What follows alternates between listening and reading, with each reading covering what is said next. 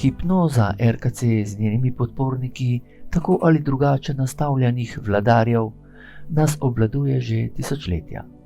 Zato je problematika morilca Jezusa Longinusa brezno splet laži, zavajanj in podobno. Oglejmo si jo postopoma, za uvod pa še nekaj o vizualizaciji umetnosti kot tehniki, kako pogledamo v umetnino. Nato o vlogi umetnikov pri kreaciji Olimpa verjetja, pa v duhovnem vidiku simbola sulice, ki je starodavni simbol vladarjev že od sumerskih časov naprej. O vlogi Jezusa v tej epopeji našega religioznega Olimpa, o prikazu Longinusa v katedrali v Neamoni Konstantina IX, pa še kaj. Za konec pa perzijska sulica, namenjena takrat ključnemu svečeniku sovražnega tabora, torej barbarom. O vizualizaciji umetnin. Seveda moramo imeti pred seboj sliko kipa umetnino ali pa vsaj kvalitetno sliko.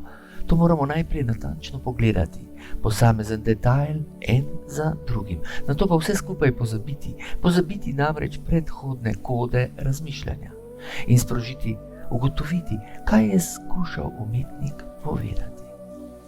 Starodavni umetniki so bili ali vladarji, ki so na primer ukaze risali, zapisovali v glino in jo potem prepustili izdelovalcem modelov za razloževanje ukaza, pečatnikov, ali pa so izbrali umetnika, da to naredi po navodilih.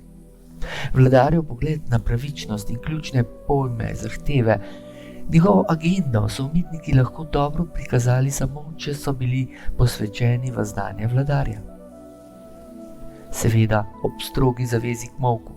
Preko umetnosti ukazov in pričakovanj se ljudstvo programira v željene cilje. Eno od ključnih ciljev je oslepelost za radovednost, razkrivanja simbolov in ozadij programiranj. Povejte, kaj bi Vatikan brez Michelangela? Sikstinska kapela fascinira milijone po svetu, ki jo obiskujejo vsako leto. Kaj bi fašizem brez Arno Brekerja, ki je uspešno širil fašistično ideologijo med leti 1936 in 1990, torej še 50 let po vojaškem porazu Nemčije. In še ključno vprašanje, kaj bi bilo, če ljudje ne bi bili sistematično dezinformirani in zavedeni. Verjamejo na besedo pod sliko in doktorje znanosti, ki v njih govoričijo delne resnice, a dejanske slike ne pogledajo svojimi očmi.